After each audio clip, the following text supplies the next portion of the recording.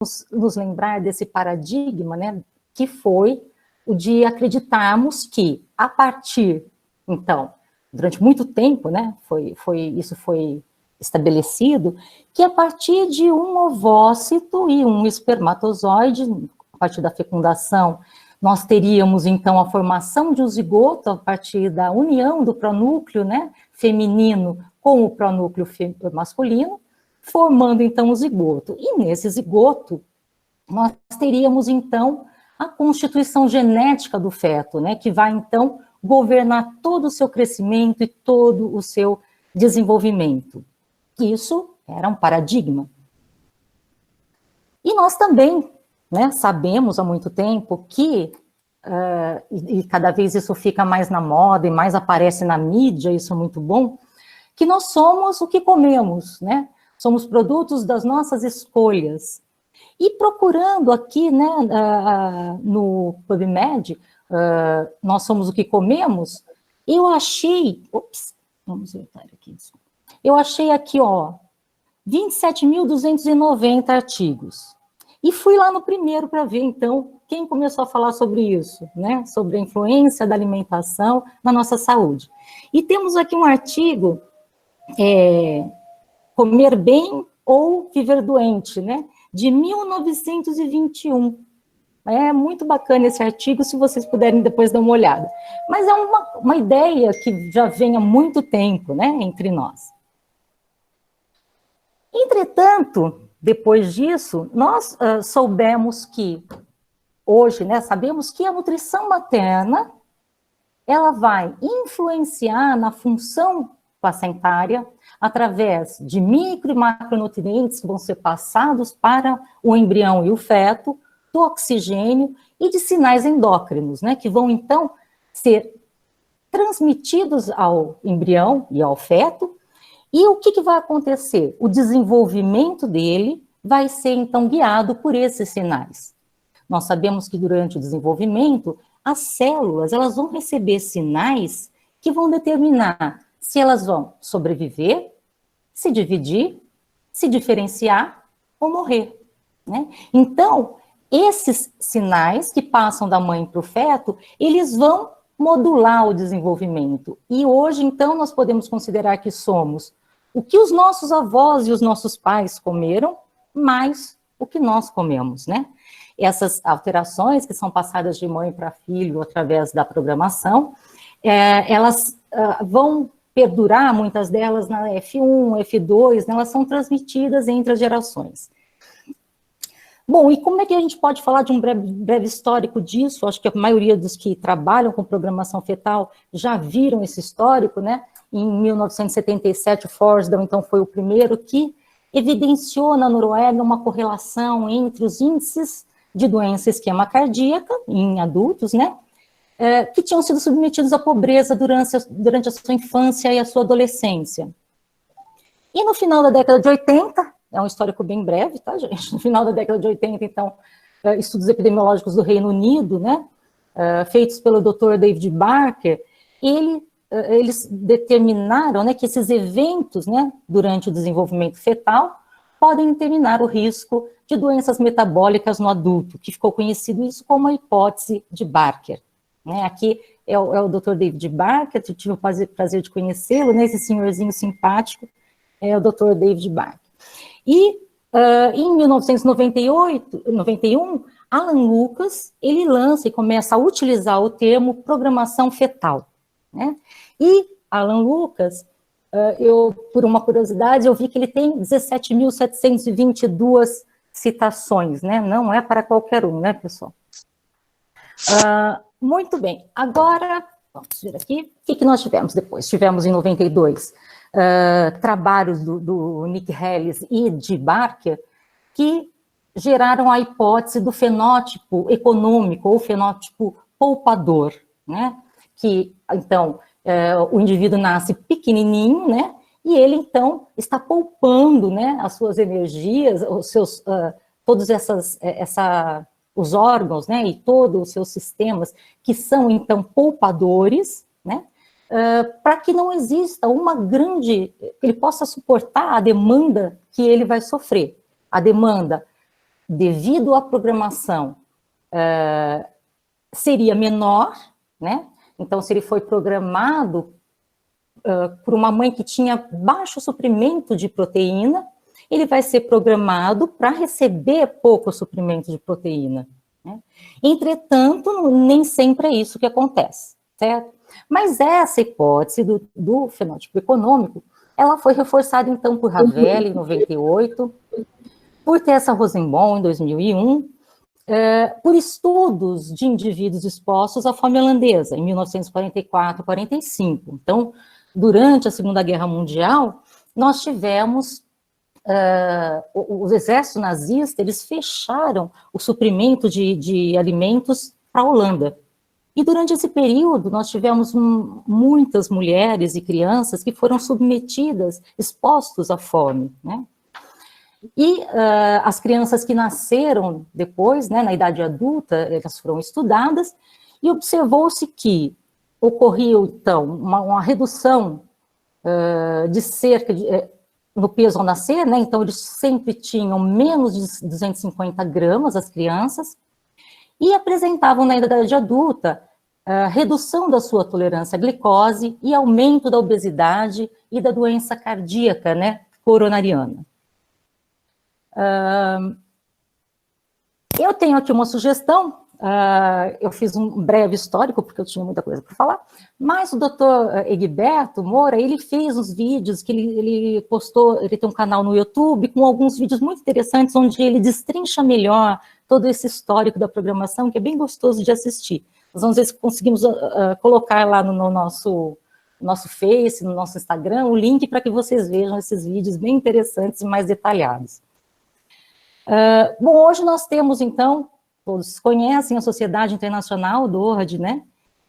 E temos o jornal do DOHAD, né? E o primeiro volume dele, esse aqui, que foi em março de 2009, né? Nós tivemos o primeiro volume do nosso journal. Mas, gente, enquanto tudo isso ocorria, né? Bem antes disso tudo, nós tínhamos o quê? Já tínhamos pesquisadores demonstrando esse artigo de 1965, e ele demonstrava o quê? Uma plasticidade fenotípica, né, em plantas. Então, veja aqui o que ele fala, né? Que a expressão de um genótipo é modificada pelo seu ambiente, né? A quantidade, o quanto ele será modificado, é chamado denominado de sua plasticidade. E essa plasticidade pode ser ou morfológica ou fisiológica, que estão interrelacionadas, né? Então, vejam, a programação fetal aqui, né, ela já era descrita como a plasticidade fenotípica em vegetais, certo? Em 1965, eu não tinha nem nascido ainda. E aí nós temos um exemplo muito bom também, que paralelamente às nossas descobertas das origens desenvolvimentistas da saúde e da doença, em 1987, né, foi descrito por Newman nesse simpático sapinho, né, que é o Scaphiophilus coulti. Esse sapinho, ele vive, né, no deserto do Arizona, né? E o que acontece com o seu desenvolvimento? Esse sapo, então, vive no deserto do Arizona, em situações extremas, né? E ele, então, vive enterrado, certo? Quando chove, ele sabe, então, que vão ser formadas poças onde ele vai poder acasalar. Então, o ruído dos trovões, com o ruído dos trovões, eles vão sair da terra, né? Vão, então, aparecer aqui, ó, e vão acasalar e colocar os seus ovos, certo? E o que vai acontecer, então? Esses ovos vão eclodir e os girinos vão sofrer a sua metamorfose, certo? E se essa poça for secar lentamente, vai ser possível que ele tenha todo o seu desenvolvimento normal, né? E vai dar tempo, a poça não vai secar. Entretanto, se a poça secar rapidamente, o que vai acontecer? ele não terá sofrido a sua metamorfose e todos os girinos irão morrer. Nós não teríamos aqui os descendentes, os sapinhos descendentes, né? E o que acontece, então, com esse sapinho? Nós temos aqui, né, uma outra possibilidade para ele, que é a seguinte: quando esses girininhos, né, eles estão na poça, eles podem, então, eles têm uma capacidade, a partir da sua pineal, e estando lá embaixo da poça, eles têm um sensor que vai, então, sentir a pressão daquela coluna d'água neles. Se a pressão é alta, ele sabe que a poça é grande e que vai dar tempo dele fazer uma metamorfose normal, né? Então, vai ter uma quantidade viável de água, o desenvolvimento deles vai ser normal, esses sapinhos se desenvolvem como onívoros, né? Comem ovos de camarões e algas, e esse é o digestório de um onívoro, né? De um girino onívoro. Vejam aqui as mandíbulas dele, aqui os músculos mandibulares, né, e o digestório dele, de um onívoro. Entretanto, se a poça tem pouca quantidade de água, então a pressão exercida pela coluna é pouca, né, é baixa, ele tem pouca quantidade, o que ele vai fazer? Eles vão entrar em uma rota alternativa para acelerar o tempo de metamorfose, e dá tempo de sofrer metamorfose, né, enquanto tem água na poça. Essas mandíbulas, então, são altamente, olha os músculos aqui das suas mandíbulas, né, como são bastante desenvolvidos, e o seu digestório, né, ele é desenvolvido como um digestório de carnívoro, que é totalmente diferente aqui do onívoro. E ele vai, então, comer os seus irmãozinhos, alguns dos seus irmãozinhos, e vai se desenvolver mais rapidamente, certo? E com isso, ele vai originar o quê? Sapinhos menores, porém viáveis, certo? Isso é conhecido como plasticidade fenotípica, chamado de polifenismo. Isso já era descrito. Também podemos dizer que isso aqui é um fenótipo econômico, não é isso? Olha aqui, um pequenininho, mas completo, né? E o polifenismo, ele é descrito nos livros, no melhor livro que eu conheço de biologia de desenvolvimento, que é do Gilbert, né? Esse processo todo, ele é descrito como polifenismo. Então, polifenótipos, a partir de um mesmo genótipo, eu posso ter fenótipos diferentes, dependendo do ambiente ao qual eu fui exposto durante o desenvolvimento. Existem ainda exemplos de polifenismo, né, dependentes de alimentação e temperatura durante o desenvolvimento, entre os nematóides, por exemplo. C. elegans é um nematóide modelo, né, muito utilizado na biologia do desenvolvimento, e a partir do seu ovo ele vai eclodir uma larva, e essa larva vai passar por 4 instares até chegar na sua fase adulta. E essa larva também tem, o que vai acontecer para que ela passe de larva e comece a entrar aqui nos instares para virar um adulto? Nós temos um receptor no qual vai se ligar um elemento, né, que vai ativar a sua passagem de larva para adulta. E o que vai acontecer? Ele vai, então, se ligar a um receptor aqui, que vai bloquear esse DAF16. E esse DAF16, então, bloqueado, vai possibilitar que ele se desenvolva num adulto, né? Esse processo, então, vai prosseguir. Entretanto, se esses nematóides, né, se a C. elegans, ela tem pouco alimento, ou se existe uma população muito grande de larvas no mesmo ambiente, o que ele vai fazer, vai acontecer com ela? Ela não vai produzir o ligante para esse receptor. Dessa forma, então, essa proteína não vai bloquear, né, o quê? Uma via, né, que vai, então, essas larvas não vão atingir a idade adulta. Eles ficam no estágio de alimentação metabolicamente dormente e sem alimentação. Pode permanecer uma larva durante 6 meses, né? Então, também é uma resposta aí a ambientes que não são apropriados para o seu... Insetos, a gente sabe muito bem, um exemplo muito alimentadas normalmente, tem um alimento normalmente, né, elas vão se desenvolver em operárias. Entretanto, aquelas larvas que são alimentadas com geleia real, elas vão se desenvolver numa rainha, né, fenotipicamente diferente, com o desenvolvimento, todo o desenvolvimento do seu sistema reprodutor, né. E temos ainda os répteis, que a gente já sabe também, que a temperatura vai, então, interferir nesse caso, né, na quantidade de machos e de fêmeas, certo? Então, se eu tenho uma alta temperatura, os ovos que estão aqui na superfície, né, eles vão ter uma temperatura maior e vão se desenvolver em machos. E quando eu tenho aqui essa temperatura mediana, eu vou ter as fêmeas, e na temperatura mais baixa, novamente, eu tenho machos, né? Então, esse tipo de controle pela temperatura ocorre em tartarugas e em jacarés, né? Nos alligators, né? Entretanto, gente, nós temos também que pensar na importância da programação fetal pelo estresse. Será que a programação fetal, gente, ela é para o mal? Né? Ela vai só prejudicar o organismo, né? Se nós pensarmos em termos biológicos, né? Como que na natureza, né? Qual é o efeito disso na natureza? Então, pensem numa fêmea de uma zebra, né? Que ela vive num ambiente de alta predação, né? Um ambiente hostil. O que acontece com essa zebra? Ela vai ter os sinais de estresse, né? Que é o eixo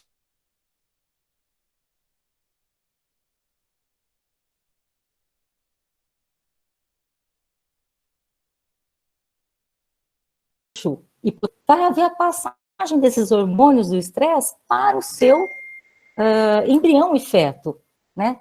Isso é importante, gente? Claro que é importante, muito importante. 16:23. Gente, travou aí? Ou vocês estão conseguindo acompanhar? Travou, mas voltou, Paty. Bem pouquinho. Pode continuar, por favor. Então tá bom. Então tá certo, pessoal. O que acontece? Essas fêmeas, então, como vivem num ambiente de alta predação, esses hormônios do estresse que ela produz vão passar para o seu feto, para quê?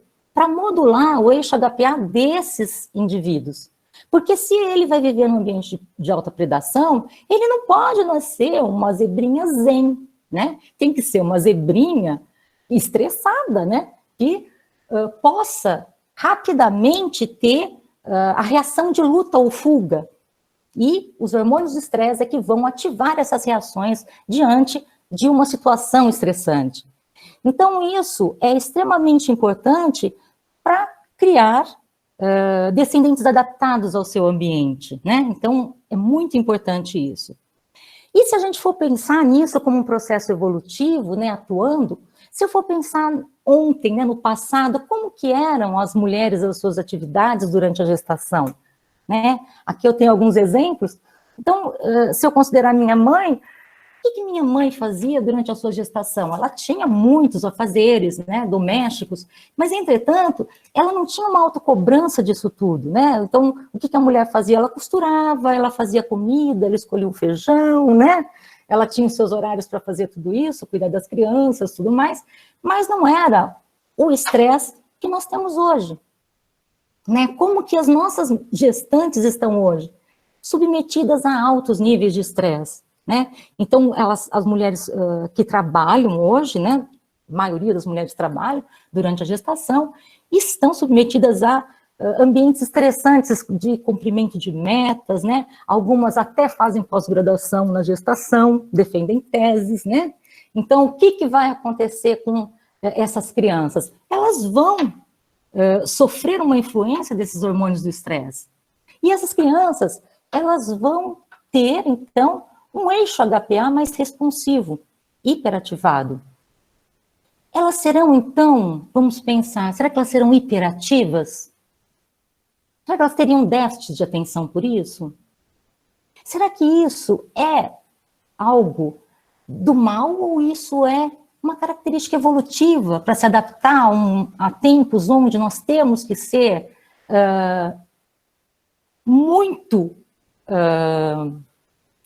temos que estar sempre ligados na quantidade de informação que nós temos, né? E temos que ter um comportamento, né, que alguns consideram como patológico, não é?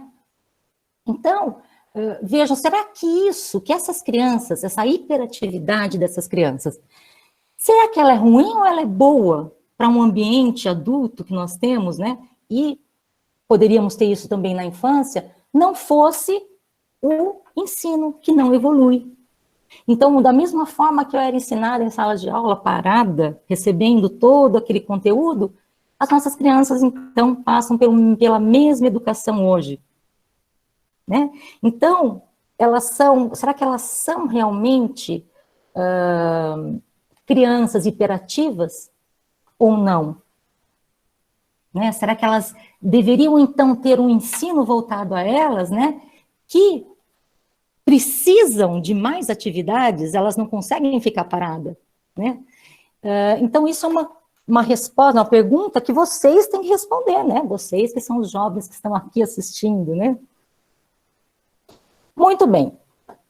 Nós sabemos que o estresse também, assim como a alimentação, né, interfere na nossa saúde, nós sabemos, então, que esse estresse, ele vai alterar a nossa saúde quando nós vivemos em estresse na nossa idade adulta, né? Isso também nós sabemos há bastante tempo, né? E o conhecimento de como esse estresse vai atuar nas crianças, ele está sendo descoberto, né? Está sendo melhor fundamentado. Mas, por exemplo, no evento do World Trade Center, né, as mães que estavam gestantes nessa época, elas tiveram seus filhos, e essas crianças, né, filhos do World Trade Center, o que eles têm? Eles têm uma série de alterações cognitivas, afetivas, comportamentais, né, devido a esse grande estresse que as mães passaram durante o World Trade Center. Então, são eventos curtos, de curto prazo, que levam a alterações a muito longo prazo nessas crianças, né? E, procurando na literatura, já tem aqui um trabalho, gente, de 2020, né, que foi aqui 19 de maio, ontem ele foi publicado, né, falando o quê? Sobre os efeitos da pandemia do Covid-19 sobre o desenvolvimento das crianças, gente. Quais são os riscos a curto prazo e a longo prazo? O que vai acontecer com essas crianças de hoje, né?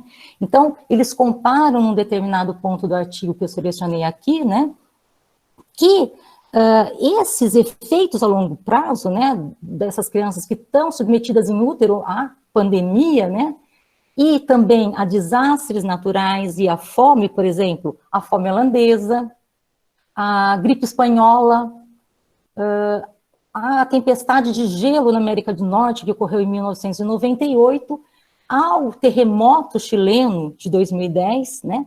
Todas essas crianças, elas têm potencial de consequências negativas a longo prazo, né? E o que eles verificam? Por exemplo, né, foi verificado em crianças, aqui na tempestade de gelo que ocorreu no Canadá, que elas tinham alteração na metilação do DNA, né? E que isso estava associado ao estresse materno.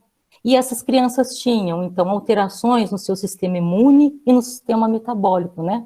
Tinham a função alterada aos 13 anos.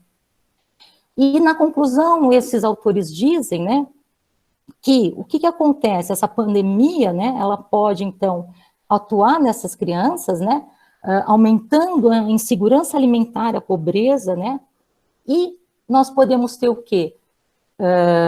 Como consequência disso, né, as futuras gerações podem ter alterações psicológicas, fisiológicas, epigenéticas, né, que vão, então, alterar todo o desenvolvimento dessas crianças, né. Nós sabemos, então, que eles estão associados aqui a doenças não comunicáveis, obesidade na vida adulta, doenças mentais, como, por exemplo, a depressão, que quase não temos depressão hoje em dia, né, gente? Esquizofrenia, né? E isso tudo depende do tempo da exposição em útero, né?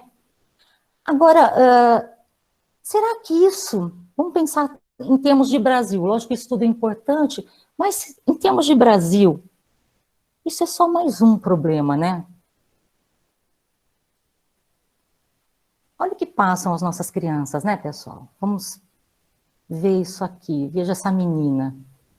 Como está sendo a infância dessa criança? E desse daqui, gente? Como é que é a infância dele?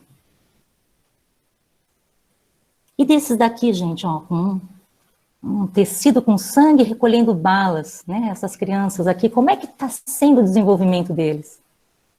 Dessas da crianças aqui, gente, que estão numa manifestação pela Maria Eduarda, que morreu quando ela jogava bola na escola. Ela foi alvejada, então, por 5 tiros de fuzil.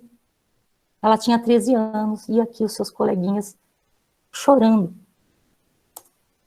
E essas crianças, gente, que tem que correr para os corredores e se abaixar durante o período de aula. O que vai ser dessas crianças, gente? Tem coisa mais triste do que isso, gente? Então, eles estão submetidos ao quê na vida adulta? O que vai acontecer com essas crianças? Elas já estão determinadas a ter uma desvantagem. Então, durante o seu desenvolvimento embrionário e durante a sua infância, elas já têm uma determinante aqui de que elas vão ter mais depressão, mais cardiopatias, mais um sistema imune menos adequado, né, gente? Então, é uma exclusão social intrauterina isso, né? E a fome? Como é que é a fome no Brasil? É só o estresse? Não, nós temos a fome. Aqui, uma curva da pobreza no Brasil e da extrema pobreza. Né? Nós temos aqui 1994, 2002, né? De 90 a 2014, o que nós tivemos aqui, gente, a partir daqui, ó? 73% de redução da extrema pobreza. E depois, aqui, extrema pobreza aqui, né? E depois o que nós tivemos de 2015 a 2020? 71% de aumento da extrema pobreza. Né? Aqui em julho 11 de julho de 2018, 6 em cada 10 crianças brasileiras vivem na pobreza. E em 2020, nós teremos 5,5 milhões de brasileiros na pobreza. Então, gente, será que estudar programação fetal é importante no Brasil? É muito importante, né, gente? E nós temos, então, muitos pesquisadores estudando, vocês estão entre eles, né? E, por isso, nós temos, então, o DORAD, né, da América Latina, a Sociedade DORAD de América Latina, que em 2013 foi formada. E isso tudo foi nucleado pelo nosso querido Paulo Matias, né? Ele teve essa capacidade de nuclear todas essas pessoas, ele é incansável nisso. E o que a gente conseguiu, então? Juntar toda essa sociedade. Então, temos todos os participantes da América Latina. Nós tivemos aqui, em 2010, né, uma tentativa em São Paulo, mas não teve grande repercussão. Foi o Matias que foi conseguindo, então, reunir todos em termos de Brasil para poder, então, incorporar a nossa sociedade, né?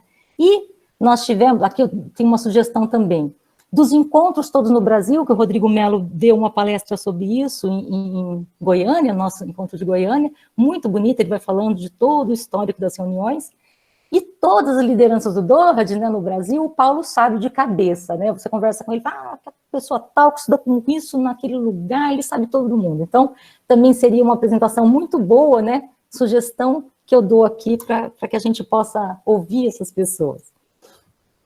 E no nosso encontro, no ano passado, né, no ISDS, em Goiânia, nós, então, iniciamos as atividades do DORAD Brasil, que é uma sociedade, uma rede, chamem como quiserem, nós estamos aqui dentro da Sociedade Brasileira de Fisiologia. A Sociedade Brasileira de Fisiologia nos ofereceu estar dentro dessa sociedade, já que nós desenvolvemos dentro dos congressos de fisiologia, cerca de 20%, 30% da programação deles. Então, eles falaram, não, vamos juntar, né? Nosso objetivo, então, é nuclear, é juntar e não separar as pessoas. Então, nós nos associamos à Sociedade de Fisiologia, por enquanto, certo? Bom, eu falei muito dos modelos, de tudo que foi descoberto pelos epidemiologistas, né, isso, no histórico, e como que isso tudo foi descrito por David Barker. Entretanto, como que foram desenvolvidos os modelos experimentais de Doherty, né, de programação? Bom, o Simon Langley Evans é o grande, né, pioneiro, né, no desenvolvimento dos modelos experimentais de programação nutricional. Então, esse livro aqui foi o livro no qual eu sempre me baseei para desenvolver os meus estudos, é um livro do Langley Evans, né, e ele era bioquímico, microbiólogo, fez mestrado e doutorado na fisiologia em Southampton, e ele então começou a desenvolver os modelos em animais, né, de restrição proteica e programação fetal.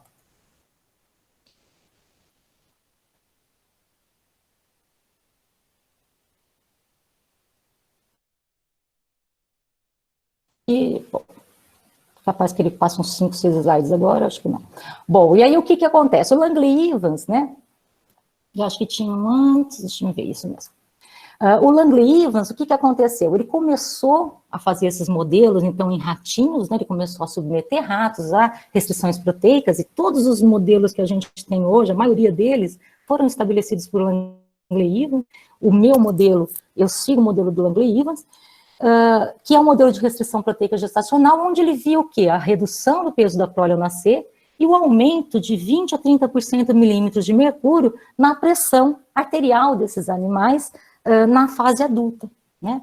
Então, existem vários artigos dele demonstrando isso, e ele também demonstrou nesses modelos a modulação do eixo do estresse, né? Então, ele verificou que a restrição proteica gestacional programava a hiperatividade do eixo hipocampo, hipotálamo, pituitária, adrenal, que é o nosso eixo do estresse. Então, nós sabemos que numa situação de estresse, o que que acontece? A nossa amígdala vai mandar mensagens aqui para o hipotálamo. Esse hipotálamo vai, então, liberar o hormônio corticotrófico nada, o hormônio liberador de corticotrofinas, né? Esse daqui que é? Não, como é que a gente...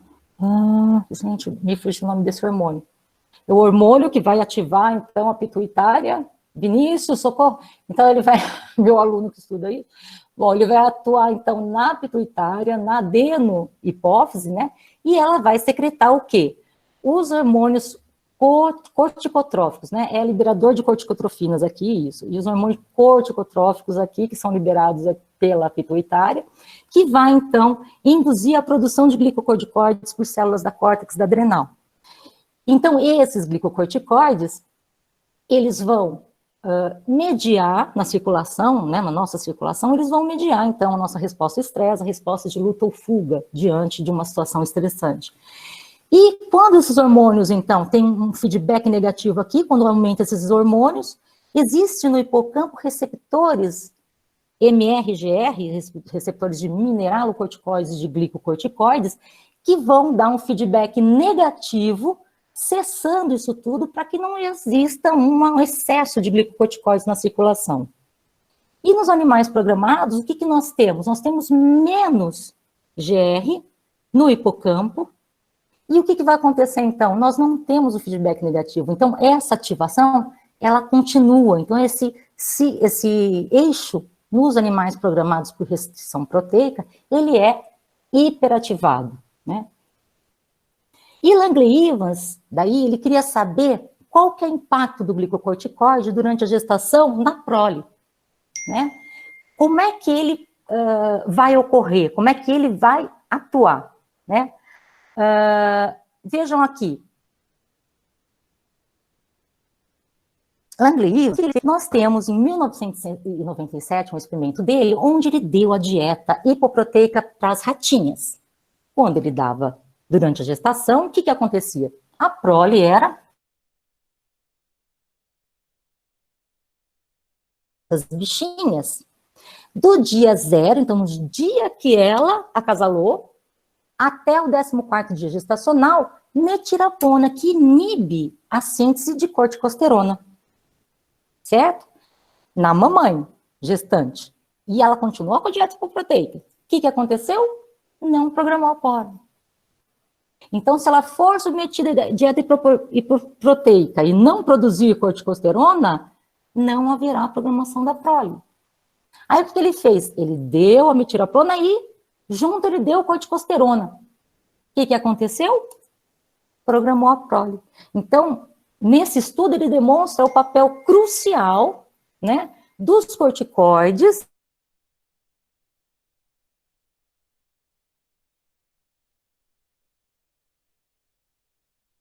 na programação fetal. Entra aqui no meu computador, estou pensando aqui. O que aconteceu? Ele, em 2005, ele deu uma dieta normal para as ratinhas gestantes, só que ele injetou carbenoxolana, que inibe uma enzima placentária que se chama 11-beta hidroxiesteroide desidrogenase do tipo 2. É uma enzima placentária que inativa os corticoides maternos, certo? E aí, o que aconteceu? Ele deu isso nos últimos 7 dias gestacionais e a prole, então, foi programada. Certo? Dieta normal. Inibiu a 11-beta e a prole foi programada.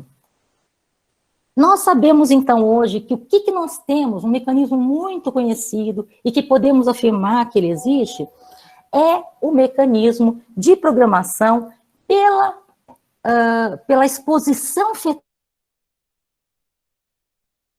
aos glicocorticoides maternos. O que acontece, então? Nós temos aqui, ó, o que é mantido? Na mãe, nós temos uma concentração de glicocorticoides na circulação materna, que ela é de 1000/1, se compararmos à concentração desses glicocorticoides no feto. Tá? E quem mantém essa concentração diferente, quem barra a passagem dos corticoides maternos, é a enzima 11-beta HSD2. Quando essas mães são submetidas ao estresse psicológico ou à falta de alimentos, o que ocorre? Ocorre uma diminuição, tanto na atividade, quanto na expressão dessa enzima placentária. Então, o que vai acontecer? Eu não tenho mais aquele que vai inativar e não deixar passar. O que vai acontecer? Aumenta a exposição desses fetos aos glicocorticoides, aos corticosteroides maternos. E como que ele vai agir nesse feto, nesse embrião? Né? Vejam, por que é mantido durante todo o desenvolvimento essa concentração baixa de corticoides no feto? Né? Qual a função disso? A placenta, no final da gestação, só no final da gestação, ela vai secretar um hormônio liberador de corticotrofina. E ele vai induzir a maturação do eixo HPA do feto. Aí, esse feto é que vai produzir os seus próprios glicocorticoides pelo seu eixo. E isso vai induzir a maturação dos seus órgãos. Certo? O glicocorticoide, né, os corticoides, eles induzem a diferenciação celular. Então, o que acontece? No final da gestação, eu tenho que ter ativação do eixo e aumento dos glicocorticoides para que as células parem de se reproduzir e se diferenciem. Quando nós temos, né, uma criança prematura, nós sabemos que vai ser uma gestação que vai durar menos tempo, o que acontece na prática obstetrícia? São injetados glicocorticoides. Por quê? Porque nós precisamos que o pulmão dessas fetos, dessas crianças que estão na barriguinha da mãe, eles desenvolvam os seus pneumócitos do tipo 1, né, que vão secretar o surfactante que vai impedir o colabamento dos seus alvéolos, né, e permitindo, então, que ele faça a troca gasosa e consiga respirar. Então, por isso que ele é injetado, né? Além disso, eles vão também interferir no intestino, na espessura muscular, comprimento e densidade das vilosidades intestinais. Isso é muito importante também. E o que acontece, então? Se eu, antes daquele momento ideal, que a placenta da mãe vai liberar, então, as corticotrofinas para desenvolver o eixo HPA do feto, liberar esse corticoide, se eu tiver a entrada de glicocorticoides antes disso, por uma inativação da osiverta placentária, o que vai acontecer? As células vão parar de se dividir e vão se diferenciar. O glicocorticoide está diretamente relacionado com a maturação tecidual. Então, o que acontece? As criancinhas, né, os fetos que estão lá dentro da barriga, todas as suas células vão se dividir menos, então eu tenho menor celularidade, ele vai ser todo menorzinho e vai se diferenciar precocemente, né? Então ele vai ser pequenininho, menorzinho, devido à sua exposição aos glicocorticoides maternos, né? Existem outros eventos que ocorrem, uma delas é a passagem de nutrientes da mãe para o feto através da placenta, ela é alterada também e isso é mediado pela emitora placentária, então existem outros mecanismos que estão relacionados à programação fetal, mas todos os mecanismos, gente, se a gente pensar, eles são todos epigenéticos, porque o que não é genético é o quê? É epigenético, correto? Então, diferentemente daquilo que falamos no começo, que tínhamos, então, a partir do zigoto, a informação genética e o estabelecimento de todo o desenvolvimento do ser adulto, o que nós temos? Nós temos a epigenética atuando, né, que são as metilações do DNA, que vão, então, atuar nas ilhas promotoras dos genes, temos as alterações nas histonas, né, que podem alterar também a expressão gênica, e os microRNAs que vão lá impedir que o RNA mensageiro seja traduzido. Isso tudo está ocorrendo a partir de controles externos, que vão, então, atuar na expressão gênica, certo? Um exemplo muito bonito, gente, das alterações epigenéticas, né, e do desenvolvimento da programação do eixo HPA, foi dado por um pesquisador, e vocês podem entrar nesses sites aqui, que chama Lick Your Rats, né, lamba os seus ratinhos, né. Então, é sabido que, qual que é o cuidado materno, né, nos ratos? É a mãe ficar cuidando e ficar lambendo os seus ratinhos, certo? E aí, o que eles viram? E eles demonstram aqui, você pode ir clicando e lambendo o seu ratinho, e conforme você vai lambendo o seu ratinho, esse DNA aqui, ó, ele vai abrindo, né? E o que acontece? Mais receptores de GR vão ser formados, aqui esses azulzinhos aqui são os receptores de GR, vão ser formados lá no hipocampo da minha ratinha, ó. Aí, quando a mamãe não lambe o ratinho, olha como é que fica, ó. Eu não tenho, né, a expressão do gene do GR, eu tenho pouca expressão do gene, do receptor de glicocorticoides no hipocampo. Olha aqui, ó, que pouquinho de receptor que eu tenho. Então, eu não vou ter o feedback negativo, certo?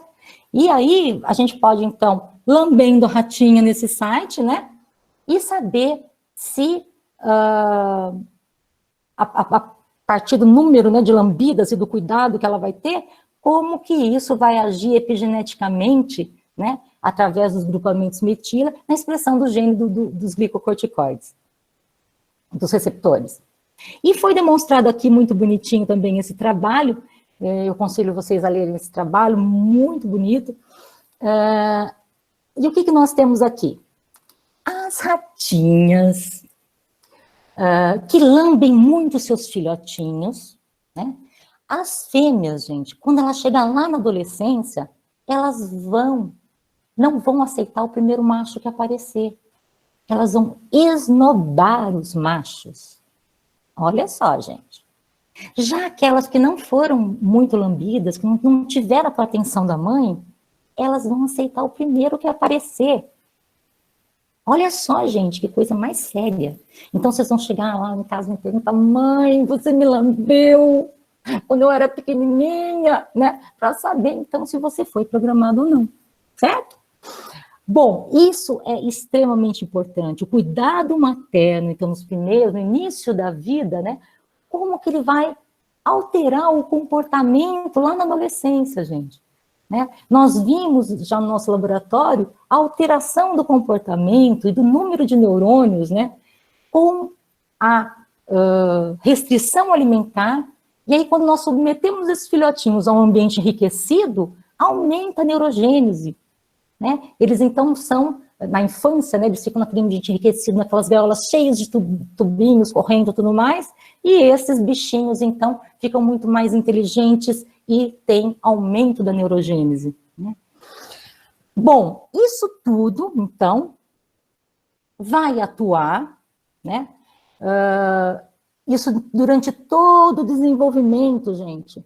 Isso ocorre só durante nosso desenvolvimento infantil, embrionário, fetal. Não, ele vai ocorrer na infância, na adolescência, na idade adulta e no envelhecimento, gente. Tudo isso é desenvolvimento. Então, fatores ambientais, toxinas, a dieta, o estresse, o exercício, o fumo, o álcool, drogas, né, outras drogas que não a bebida e o fumo, patógenos, né, a temperatura, tudo isso, gente, vai interferir no quê? Nas vias de sinalizações e em alterações, né, epigenéticas, metilação de DNA, modificações nas histonas e remodelamento da cromatina, que vai, então, gerar o quê? Alterações fenotípicas, né? Então, vejam, nós vamos ter essas alterações fenotípicas, que vão alterar o quê? Na forma física, na suscetibilidade à doença, na resposta ao estresse, no comportamento e na longevidade, certo? E vamos agora falar sério sobre a programação e o envelhecimento, porque existe muito questionamento acerca do fato de, será que o envelhecimento também, nós temos programação durante o envelhecimento? Né? Então, vamos colocar algumas questões aqui.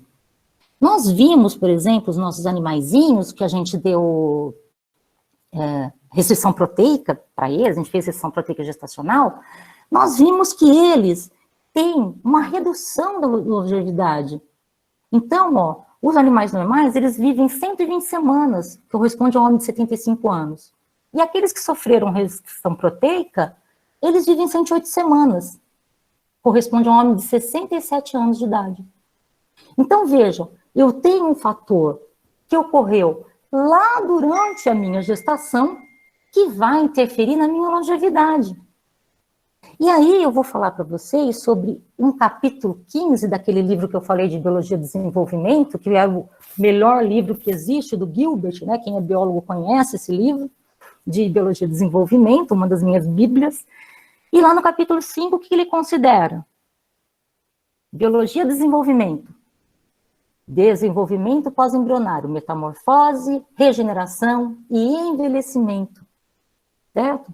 Então, ele considera que determinados, geneticamente, né, o padrão de envelhecimento, espécie específico, são uma parte importante do ciclo de vida. E diversos cientistas acreditam que a gerontologia faz parte da biologia do desenvolvimento.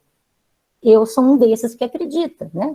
Veja, se a gente pegar a gerontologia e ver o que é a gerontologia, é a ciência que estuda o processo de envelhecimento em suas dimensões biológica, psicológica e social. Certo? Então, o que acontece? O que é a dimensão biológica? O que é a social, a psicológica? Social, gente. Então, se a gente pensar num velhinho, que ele está envelhecendo com todo o carinho da sua família, ele vai envelhecer muito melhor do que o velhinho que está abandonado. Então, nós temos um caráter social atuando no desenvolvimento, no envelhecimento desse senhor, né, por exemplo. Se nós temos vários outros, se ele é muito pobre, ele não vai ter acesso a uma série de coisas, né? Ele vai estar submetido a uma série de interferências externas que que vão alterar a sua longevidade, o seu desenvolvimento durante o seu envelhecimento. Então, vejam, aqui nós temos uma citação do Peter Brian Medawar, ou Medawar, não sei como que é a pronúncia, eu acho que o Egberto deve saber, porque esse pesquisador aqui, ele nasceu lá em Petrópolis, né? E ele, alguns consideram que ele é o prêmio Nobel brasileiro, porque ele nasceu em Petrópolis, mas ele foi lá para a Inglaterra e ele estudou lá, né? Toda a sua formação foi lá e ele ganhou um Nobel. Então, a formação dele não foi assim, ali, né? Ele tem uma cidadania, outra cidadania, não só brasileira. E ele descobriu algo muito interessante, gente, só um parênteses aqui, porque é muito legal isso. Durante a Segunda Guerra, o que acontecia? Quando fazia o enxerto de pele, tinham muitos queimados, e quando se fazia o enxerto de pele, tinha rejeição. E acreditava-se que isso era porque, por falta de higiene. Então, nossa, vamos cuidar da higiene, E ele descobriu que não, que aquilo era porque existiam os anticorpos, né, a nossa imunidade, né, autoimunidade, que rejeitava. Ele que descobriu a rejeição e descreveu todos esses sistemas de rejeição, né? Então, ele ganhou o Nobel por isso. E o que esse grande pesquisador fala? Que aquilo que chamamos de desenvolvimento, quando visto do nascimento ao fim da vida, se torna senescência, quando visto no sentido contrário. Então, se a gente olha, desde quando nasce até ficar velho, o desenvolvimento, mas se você olha lá do velho para o novo, foi uma senescência que foi ocorrendo, né? Nós estamos envelhecendo a partir do momento em que nascemos. E mais ainda para mim, né, o que faz eu pensar assim, eu trabalho com rim. Então, se nós considerarmos em todo o ciclo de vida humano, quando nós nascemos, nós temos uma capacidade de filtração glomerular, de filtrar, então, 140 ml por minuto, certo? E isso, por quê? Uma alta filtração, porque nós temos um alto metabolismo, muita síntese e degradação proteica, e aí eu tenho formação de muitos restos do metabolismo, e tenho, então, uma grande filtração, tem um consumo energético para recuperar os solutos que foram filtrados, né? Isso tudo é muito intenso. E nós começamos a ter perda de 5 ml por minuto de capacidade de filtração a cada 10 anos. Quando nós chegamos aos nossos 50 anos, nós temos o fim da nossa reserva funcional renal, que ela é de 25% a 30%. Então, 25% a 30% dos nossos néfrons ficam ali com uma reserva funcional. Só que aos 50 anos isso acaba, né? Depois de 50 anos, gente, esse daqui, eu fico olhando, onde será que é os 50 anos? Esse daqui. Por quê? Porque eu tenho 53 anos e eu sei que eu já fico muito nessa posição aqui de pôr a mão nas costas, assim, sabe? Eu falei, é aqui 50 anos. Bom, e aí o que acontece a partir dos 50 anos? Nós temos perda de 10 ml por minuto na capacidade de filtração a cada 5 anos. Inverte aquilo, né? Então, nós vamos tendo uma perda da capacidade funcional. E isso é lógico se pensarmos que temos uma redução também do metabolismo, né? E da filtração também podemos ter essa redução, o consumo energético vai ser menor, né? Faz sentido. Agora, se durante esse período nós tivermos uma sobrecarga renal, né, dada por uma série de fatores externos, como, por exemplo, se eu como muita proteína, eu tenho uma sobrecarga significativa no rim, e a quantidade de proteína que a gente ingere está diretamente relacionada com a senescência dos nossos podócitos, que são as células que controlam a filtração glomerular, né? Então, se eu tenho sobrecargas funcionais no meu rim, vai aumentar a velocidade de perda. Agora, vejam bem, considere se eu tenho uma programação onde eu tenho uma redução de 28% do número de néfrons. O nosso modelo de restrição proteica gestacional, nós temos 28% reduzido o número de néfrons. E se essa restrição continua durante a amamentação, a redução é de 38% do número de néfrons. O que vai acontecer? A sobrecarga nesses néfrons vai ser muito maior. E eles vão, então, tendo uma perda da capacidade funcional renal muito anterior. E isso está diretamente relacionado com a sua vulnerabilidade durante o desenvolvimento. Então, quer seja uma consequência de ou se foi uma consequência de algo que aconteceu lá na vida intrauterina, eu tenho sim alterações durante o desenvolvimento lá na nossa velhice, né? Por isso que no nosso símbolo eu pensei em colocar um ovócito, porque a gente tem alterações, né, nos nossos ovócitos epigenéticas, também temos os nossos espermatozoides, temos no nosso feto aqui nas crianças e temos os nossos velhinhos, certo? Muito bem, então finalizando aqui, né, um pouco e tentando falar de um geral, né, o que nós temos? Tanto a nutrição materna, quanto as doenças maternas, se a mãe é hipertensa, se ela é diabética, as exposições ambientais, há vários tipos de tóxicos, né, ou mesmo do cigarro, de drogas, né, o estresse materno e o estilo de vida, então se ela faz exercício, se ela tem uma vida saudável ou não, isso tudo vai atuar, né, são mecanismos potenciais para alterar o meio endócrino, né, materno-fetal, defeitos placentários, restrição do crescimento uterino, e nós temos daí um crescimento compensatório, que é chamado de catch-up growth, né? Então, a criança nasceu pequenininha e depois ela tem uma incompatibilidade com o ambiente pós-natal. Porque se a gente faz a restrição durante a gestação e depois, quando ela nasce, a gente dá uma alimentação normal, a gente está sobrecarregando essa criança, né? E aí eu tenho essa incompatibilidade que leva a um crescimento acelerado dessa criança, e esse crescimento acelerado leva a uma série de distúrbios na idade adulta, ele está diretamente relacionado com distúrbios na idade adulta, né? E temos a regulação epigenética atuando, o estresse oxidativo, inflamação, todos eles atuando nesse nosso indivíduo em formação, vão levar a adaptações fisiológicas que vão atuar no sistema reprodutivo, no sistema metabólico, cardiovascular e outros sistemas. Nós vimos, então, o eixo HPA, nós vimos o rim, vimos uma série de alterações que nós conhecemos, que vão, então, que podem ocorrer devido a esses fatores, certo? E agora, levando em conta aqui o nosso conceito Doherty, né, que as pessoas, nossos queridos pesquisadores brasileiros, louváveis pesquisadores brasileiros, né, que levam o conceito Doherty à população. Nós temos, dentre eles, a Ana Lídia Savaia, né, essa querida, ela criou, juntamente com a Maria Luísa Pereira Ventura e Gisela Solimos, o Centro de Recuperação e Educação Nutricional, CREM. Se vocês ainda não viram, a gente entra lá na página do CREM, é só digitar CREM ali que está a página do CREM, mas entra lá para dar uma olhada no que esta mulher fez, gente. Ela tem uma série de livros maravilhosos, né?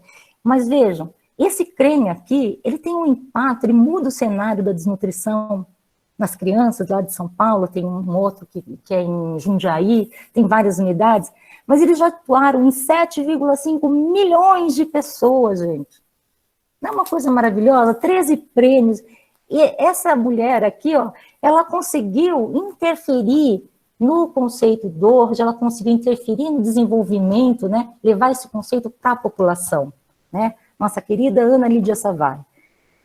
E temos ainda, né, porque vocês sabem que o problema da alimentação gestacional não é apenas porque come pouco, né, pouca proteína, que daí uma situação de pobres, né, nós teríamos, de pessoas pobres, nós teríamos, então, baixo consumo proteico, né? E o que acontece com muita gente? Ao invés de comer proteína, comer coisa que presta, vai comer o quê? Bobagens que a gente adora, ainda mais gestante, tem tanta vontade. E eu comia tanto doce, gente, uns doces cheios de chantilly, sabe? A gente se permite um pouco fazer essas loucuras, né? E o que acontece, então? Isso também vai determinar alterações na nossa criança. Então, o que acontece? O pessoal lá do Rio Grande do Sul, né, que eles fizeram? Uma campanha publicitária que as pessoas ficaram perturbadas com isso, né? Mas olha só que bacana essa campanha, né? A sua criança é o que você come. Então aqui, ó, ele tá mamando o quê?